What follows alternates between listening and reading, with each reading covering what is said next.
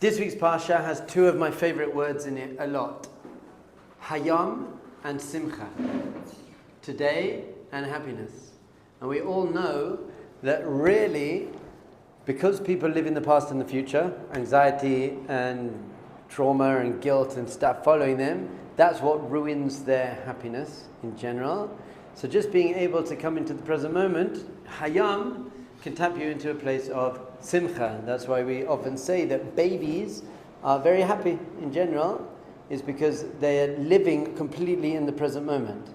They're just experiencing the present moment, and the present moment in general is good, unless you're hungry or you're teething or you got something in your diaper, which is an external factor that takes away from the pleasant present experience. But then you get rid of that, you drink or you change the diaper or you have whatever for the teething stuff, and then you're happy.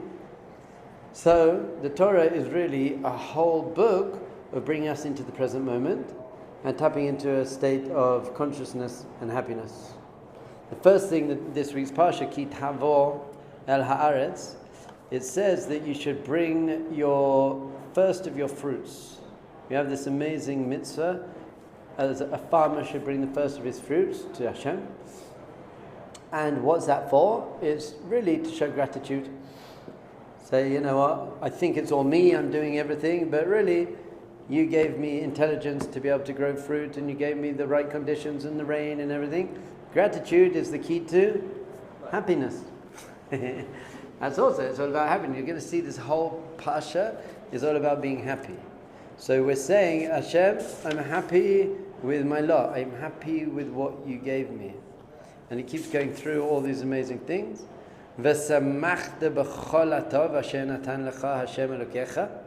And you should be extremely happy with all the goodness that Hashem has given you. And we say, Ezehu Ashir, who is a rich person, Hasamech Bechalka. The person who is happy with what he got. You're looking around and you're just like, I have lots of very, very good things in my life. Whereas most people, especially nowadays, are looking at what they don't have. Always like some form of success in future attainment. Attainment of material wealth or staff or honor or followers or whatever it is. Always chasing. And really we know that part of being in the present moment and part of true gratitude is to just stop a second and say, wow, this is actually pretty unbelievable. I'm one of the most privileged people on the face of the planet, and I have so much to be grateful for. There's so much blessing in our lives. So why don't we do that? Because in general, our pain takes our consciousness more than all the good things in our life. If we're in pain, we're very, very, very, very good at experiencing our pain in general, and all the difficulties in our life, because it like hurts us more. We feel the pain more than we feel the pleasure. So often, even if there's one little painful thing in your life, it overrides and overclouds all the wonderful things in your life, because it's taking away. There's a famous thing, it says, when we left Egypt, the dogs didn't bark. Everyone's so excited the dogs didn't bark. Who cares if the dogs barked or not? So I forgot where I read it, but one commentator said, because if the dogs did bark, then there'd be someone there who would say, yeah, it was amazing that we left Egypt with signs and wonders in the sea split, but the dogs were barking.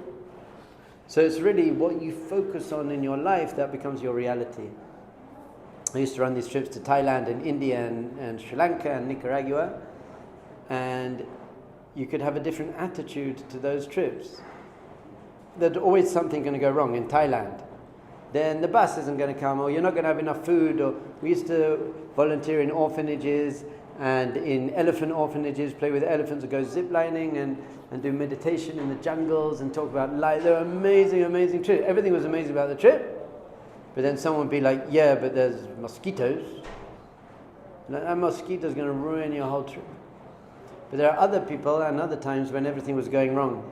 It was raining, we didn't have enough food, the orphanage was closed, we were stuck in the middle of a rainforest, no bus.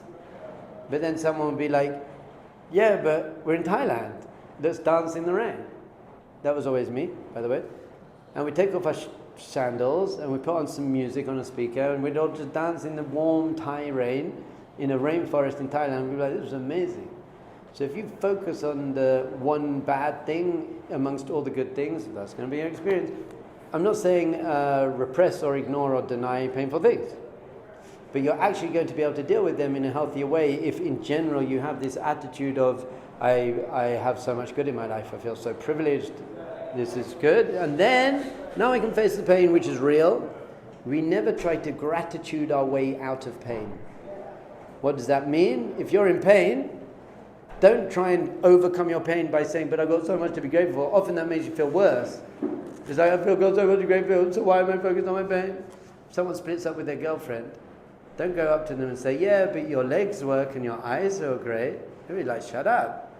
So you feel your pain, and you cry and you feel your pain, and then you move on and say, okay, but at least I have this, and at least I have this. You've got to do it in the right way. So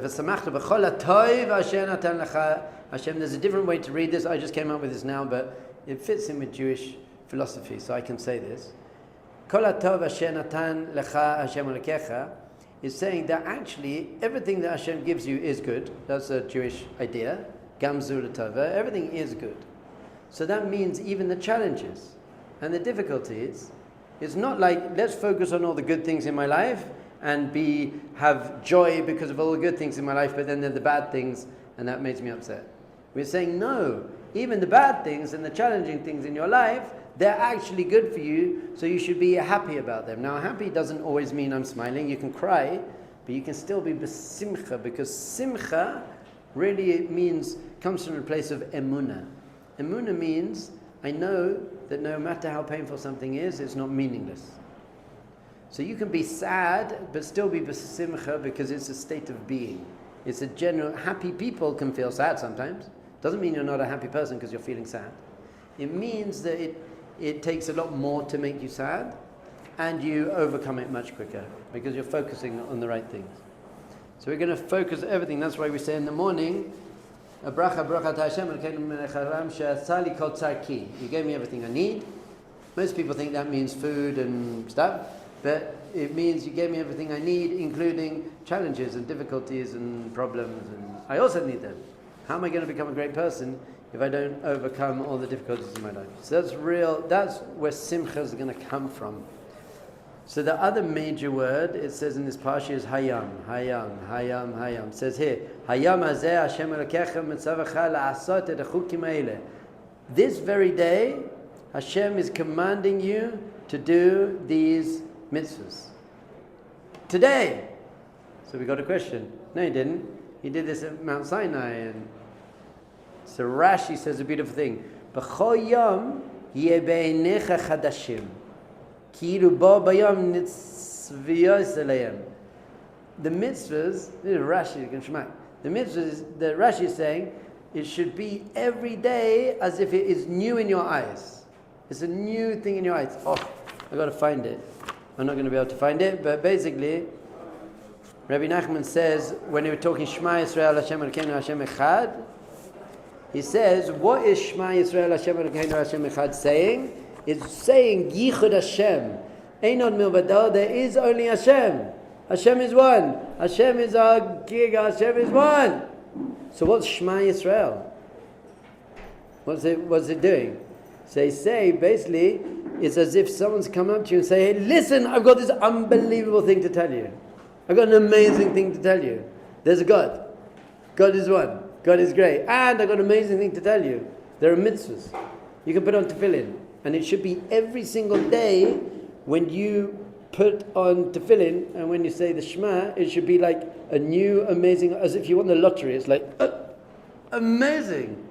I woke up as a Jew again. I won the lottery again. This is the greatest thing. I get to do mitzvahs every day.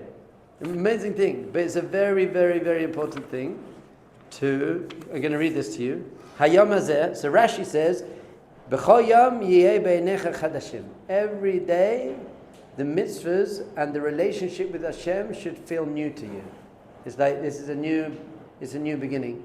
I think it also might mean, if you turn it around, B'chol yom yiyu be'einecha chadashim, you should see yourself as new. I'm new. I'm a new person today. And this is what Rabbi Nachman says, Rabbi Natan really, Zeh klal gadol ba'avodas Hashem. This is a very, very, very big rule, a very big thing in avodas Hashem, in our spiritual work. Shelo yasim leneged einav ki im oto hayom. Don't put in front of your eyes more than just today. Because life can seem very overwhelming. How am I going to daven Shachris, Mincha and Mariv in a minyan every day for the rest of my life? That's quite overwhelming. Rabbi Nachman says, you don't have to do that, you just have to do it today. I can daven Shachris, Mincha and Mariv today. That I can do. And then tomorrow you wake up and say, I can't daven Shachris, Mincha and Mariv today. You go through life, just focus, today is the day, this is the day. Famous story of the stapler. He was in Siberia, he was in some camp, and it was snowy, and there had to be a shomer, a guard. So the prisoners used to switch out who was going to be the guard, and there was one fur coat. So the guard got the fur coat, everyone else was in the little dormitories where they were, and the guard got the fur coat. It was on Shabbos one day, and it was his turn to be the guard, and the person before him had hung the fur coat up on a tree, left it for him. Now, there is a rule that you're not allowed to take something off a tree on Shabbos. However, for pikuach nefesh, to save your life, you can. So halachically speaking, he was allowed to take that. But he said, you know what? I can do without it for 5 minutes. I don't want to break Shabbos, so I'm going to not take it for 5. And he waited for 5 minutes, and after 5 minutes he went to take it, and he said, I'm sure I could do another 5 minutes. It's not that bad. 5 minutes, the whole night, his whole shift, he didn't take it. So 5 minutes. So he said, there is no way I can survive all night without a fur coat. But I can survive 5 minutes, and another 5 minutes, and another 5 minutes. And that's a very, very healthy way to grow. I've just got to take the step in front of me. And many people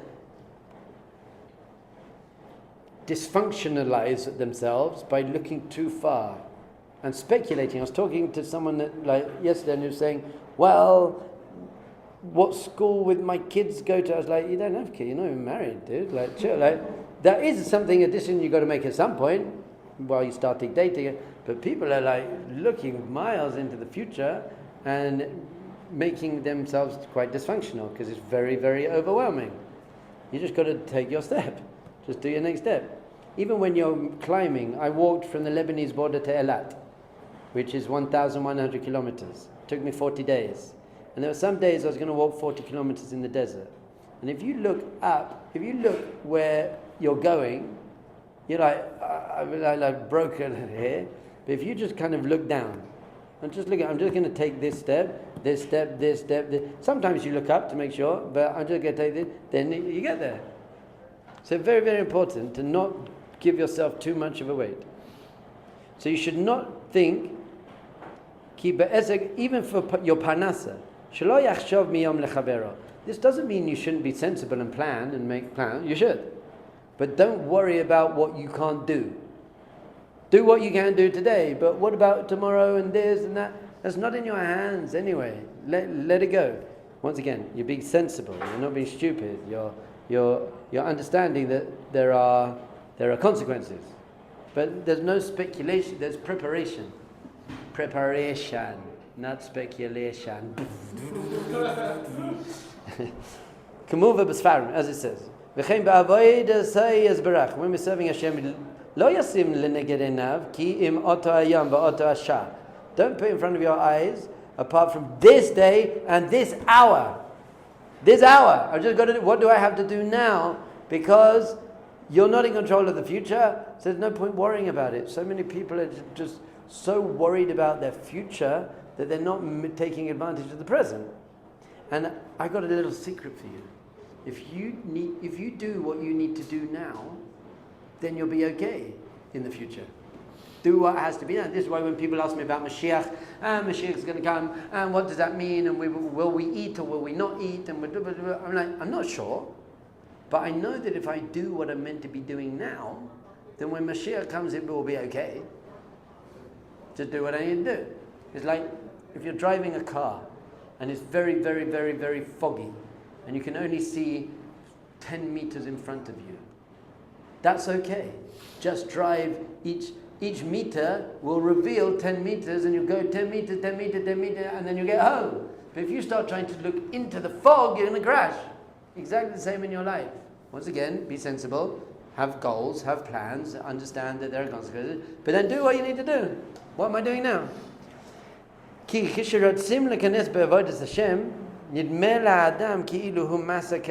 you start coming into avodas Hashem, when you're about tshuva, maybe lots of people are sitting there and they're saying to me like, I can't do this all. You're crazy. I can't learn the whole Gemara and all of the halachas, even the songs. When you're about tshuva, I don't know that annoyed me most, by the way.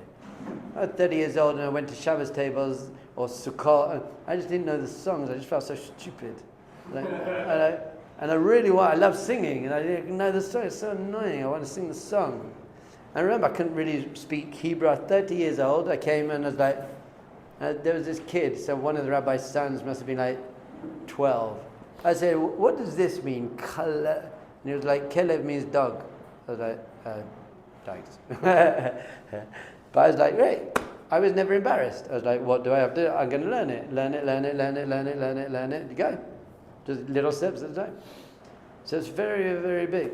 And especially when you hear inspirational stories, it's sometimes a complete nightmare. It's like, and the Vilna Gaon knew the whole of the Gemara when he was 6. So that doesn't inspire me at all, really. I'm not the Vilna Gaon. It's kind of cool, but it's a bit heavy. The Vilna Gaon, when he died, just before he died, he made an accounting, and he worked out, I think he had 4 minutes of bittul Torah in his life. 4 minutes when he could have been learning Torah and he didn't. I'm like, I have 5 hours of bittul Torah a day. I'm not happy, I'm not proud of it, by the way. But I'm like, so, oh my goodness, how am I ever going to be that? You don't need to be. Just be you, do what you need to do. I don't know if the Vilna Gaon would be very good at talking to birthright groups. I am. So Hashem needs the Vilna Gaon, and Hashem needs Dov Ber, and Hashem needs you to do your thing. So don't get all overwhelmed by comparing yourself to other people, unless it's going to inspire you. You know, I see the Rosh Yeshiva's got good character traits, so I want to have better character traits, but not that it's heavy. I'll never be good enough. I can't do this. It's not true. It's not true. Just as long as you're moving in the right direction. You can't even handle this. And people then give up. If I can't do it all, I'm just going to give up. Not true. Just do a little bit. Every little tiny little bit is very, very important. When you think to yourself that I've just got to do it, I just got to do what I need to do today, then it's not going to be a problem. But you've got to be careful. Don't push things off. Don't push things off tomorrow. We see, when we're talking about Amalek, we often see the word machal, which means tomorrow. We're going out to fight Amalek machal. We're fighting Amalek tomorrow. And Rav Noach Weinberger said there's an Amalek called machal. There's this evil force called, I'll do it tomorrow. I'll start tomorrow. I'll say my brachas better starting tomorrow. I'll start my diet tomorrow. I'll give up smoking tomorrow. That's also not good. Because today's the day. Do it. And remember, we're very healthy. We say, if you start today and you fail, that's okay. Start again tomorrow. Because tomorrow is the day. The day is always the day. So don't start pushing things off. Tomorrow I'll start. Tomorrow I'll pray with kavana and with koach.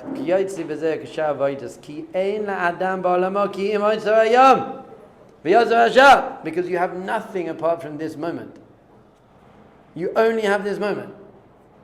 Past, done, future, not here, doesn't exist. The whole of your life is just a series of present moments. This moment, this moment, this moment. Now, once again, if you hear this idea and you start panicking now and get all neurotic, every moment, and I'm wasting time. You didn't hear what I'm saying. You didn't hear what I'm saying. It's an idea that's meant to motivate you to try better. If you suddenly felt, oh no, every second counts, and this day, and I'll never get this time back, and if I lose money, I can get money back, and if I make a mistake, I can fix it. But time, you can never make your time back. Oh no, and I get all like, OCD neurotic about it. That's unhealthy. Just say, I get this idea. I see it as an opportunity. I know I'm not going to be perfect, but I'm going to try a little bit better, do a little bit better. And if I didn't, I'll try again. I'll keep doing it a little bit better.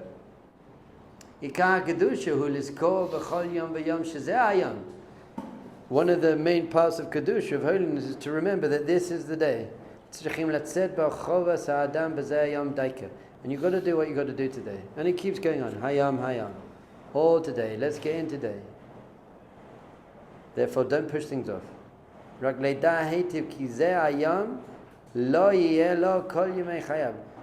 to have this day again. This is what I sometimes feel when I step into Mincha. Oh, I haven't done Mincha yet. I step into Mincha, not in a neurotic way, but I'm like, this is my only Mincha for today. This is it. And this is my only Mincha for the rest of the week. God forbid. People die. So one day will be your last Mincha. So think to yourself, unless it's going to make you weird and morbid, you can think to yourself, maybe this is my last Mincha. Don't do that if you're going to get all anxious and weird about it. But maybe if this was my last Mincha, my last opportunity, how would I daven? Unbelievable. You get in there and you're like, and do it. This is amazing. What if this is the last time I get to see that tree outside my house? Once again, you got to know yourself, because this could be the worst avoda. You'll be like, oh no, I can't see my children again. But if you can use it as a way to zoom and tap into the present moment even more and make the most of it and find vitality in it, this is the time. And be new in it and see your kids for the first time and see your friends for the first time, see everything for the first time. It's an amazing avoda of just tapping into today. And from there, by the way, that's where you get Simcha. Simcha is being in the moment, making the most of the moment, experiencing the moment in the best way you can. Yes, did you have a question? How do you maintain that, well, not constantly, but when you're in that moment, how do you develop that state of mind? The truth is, the way you keep, to some extent, this constant mindfulness is breathing through your nose. I'm sorry, that's always going to be my answer to these questions. But before you step into Mincha, take a deep breath through your nose. Brings you into the present moment, calms your mind down, connects you to your soul. Before I walk into my house after work, I know my kids and my wife are in there, I'll take a breath. And I'll walk in from that place of presence. Not just even one breath, especially if you're meditating a bit in the morning. If you're meditating 3 to 10 minutes in the morning, so you're actually getting into quite a deep state of presence and peace, then all throughout the day, every time you take one breath, it can kind of tap you back into that experience. Yes? So then how to get yourself into a state where you're actually thinking about, okay, let's take a deep breath in the nose. So at first, you should stick it onto something you're doing. So for example, I'm about to daven mincha, that reminds me that to take a deep breath, because that's what I do, that's part of my routine. I'm about to brush my teeth, so I'll take a deep breath. So you stick the deep breathing onto something that you are doing anyway. But after a while, it's just something that you start becoming more aware of. Or you see, lots of my students, I'm walking past and I see they look at me and they're like, so I'm the catalyst, because I speak about it so much. Lots of people come up to me and say, you know what, when I see you, even far away, it reminds me to breathe. So you can put little post-it notes, you can put a note on your phone, you can set an alarm, you can get your friends to send you an emoji. There are different ways where you can have external catalysts, external reminders, but after a while, I'll tell you the ultimate reminder is your inner state. That should be the signal. If you're not feeling at peace and joy, that means you need to take a breath. So as soon as you feel a bit stressed or overwhelmed, that itself should be a sign to you to take a deep breath. Because I know now how to deal with this. So your breath, your deep breath through your nose is basically your first aid. It's the first thing you go to when you're not feeling calm and connected and collected and joyful. Serious question. I know it's better to breathe through your nose. What happens if you really do have a blocked nose? Then you can breathe through your mouth. And if you can't breathe through your nose or your mouth, rush to the hospital. That's very dangerous. Yes? You talk about having the mindset of being so grateful for things, so passionate about all the things in your life as if it was the last time you were to do any given thing. How could that be framed in I get the idea of being so grateful for those things, but what's a way I could think about it in a more positive, like rather than like, Yeah. this is my last, does that sound? No, you can just say, I am so privileged that I get to do this. Even, wow, how many people don't have mincha or eyes or children, or how many people can't see that beautiful tree, or you just feel, I feel so grateful that I can do that on a very basic level. There's a lot here. It says here again, it says, Hazeh nehita la'am la'Hashem elokecha. Today you have become a nation for Hashem. So again, he's basically going to say the same thing. Shalom Aleichem. We said many times, Zeh klal gadol b'avodas Hashem tzarich lachil b'chol yom mechadash. This is a major thing in divine work, in consciousness. Just start again. But I messed up. That's okay. Start again. But I gave up smoking 50 times before. That's okay. Give up 51 times. I do it. Just keep going. Why? You're just gonna say, right? I can't do it. Never ever define yourself by the past. I know me. I know I'm a loser. I know I can't do it. And I can prove to you statistically that I can't do it because I've tried to give up smoking so many times and I always failed. True, but you can try again. Don't stop trying. That's the biggest failure. I'd rather try and fail than not try at all. Very important. And the spiritual reason for this, by the way, is because you have a soul, and your soul is always pure, and your soul is always connected, and your soul is always happy and healthy and full of love and joy. It's your ego and your pain and your past and your judgments and all your stuff that's getting in the way, so that your ego is based on the past. What happened to me? I got bullied at school, or I whatever it is. So your ego gets dragged with you from the past, but your neshama is new every second, every breath. That's why it's also good to breathe through your nose, because every breath you take is connecting into your neshama, connecting into the present moment. And from the place of your neshama, you can totally start again, because your neshama is totally new all the time. So it's as if this is the first time you've ever started. I'm starting again. כי באמס כל הבלבולים והנפילות וירידות שיש לאדם בכל פעם, because all of your confusion and your messing up, and when you let yourself down, and when you fall, all of that, הכל הוא על ידי ריבוי המחשבות מיום שעבר ליום הבא, is because you're thinking too much about the past. That's a very powerful statement. All of your messing up and letting yourself down is because you're defining yourself by the past. This is who I am. This is who people see me as. This is what I did to myself. Negative thinking, critical inner voice that's based on the past, and it's probably not your fault, by the way. It's probably because one of your teachers or your parents said to you, you're not good enough, you can't do that, you got teased, your ex-girlfriend said something not nice to you. People said something to you, and then you took it on, and you identified with it, and you say, yeah, that is me. And by the way, you then prove it to yourself, because you'd start acting like that person that people said you are. So you say, I prove it. He said I'm a loser, and look at me, I am.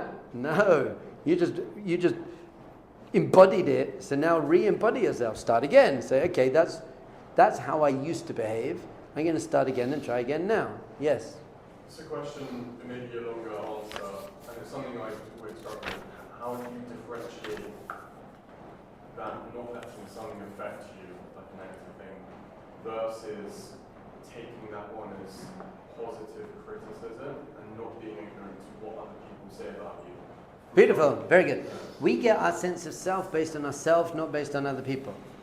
Therefore, if you have a very, very healthy sense of self, which comes from really trying to live up to your values, not from being perfect, by the way, because you can't be perfect.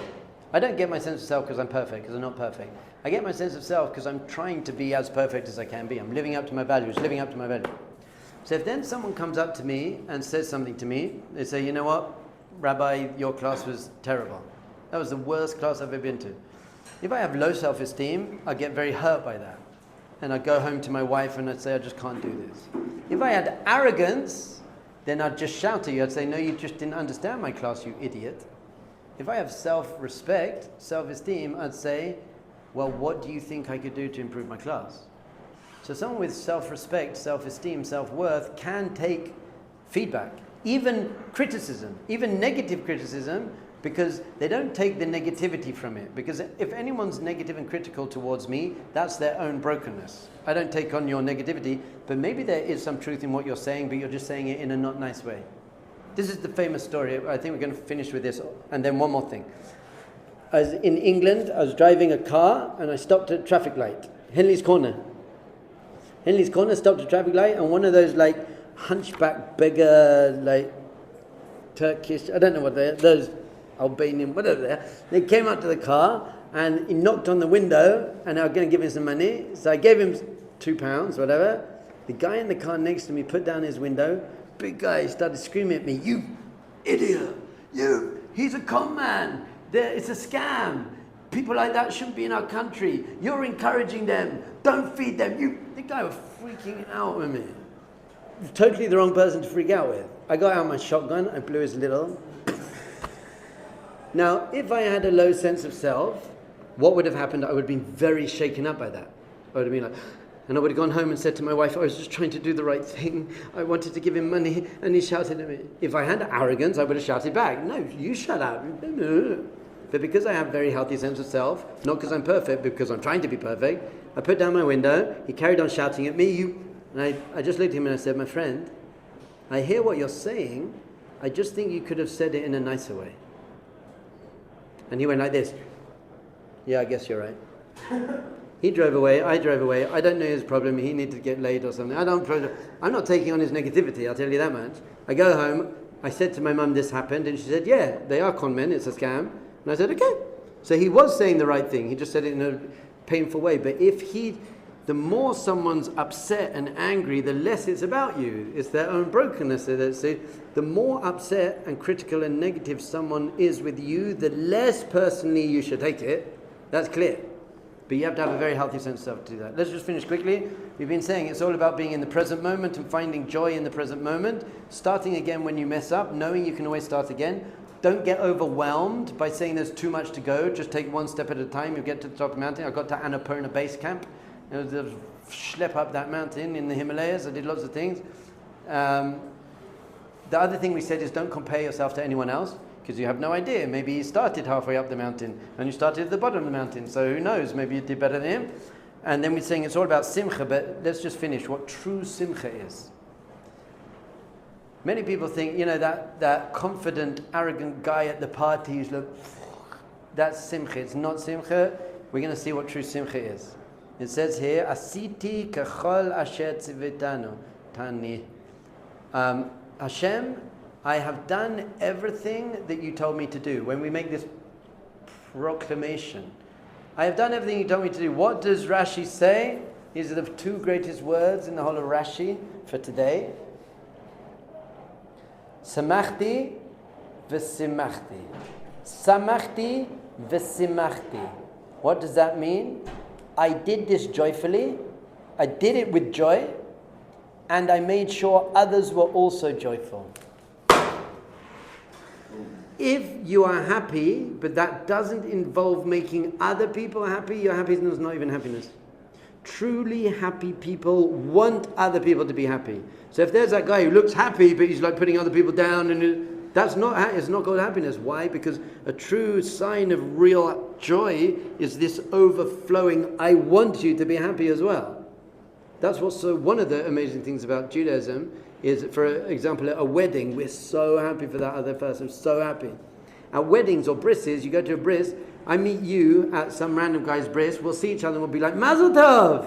It's like, I'm not even related. No, because it's our happiness. We're the Jewish people, we're so happy for them that they're happy. Now it's a very, very high level of consciousness, one of the highest levels of consciousness, to be truly happy for another person. Truly happy for another person, very difficult. Especially if you're not a truly happy person. You can never be truly happy for someone else if you're not a happy person. So let's say you're dating and your friend's dating, and it's your best friend and he gets engaged.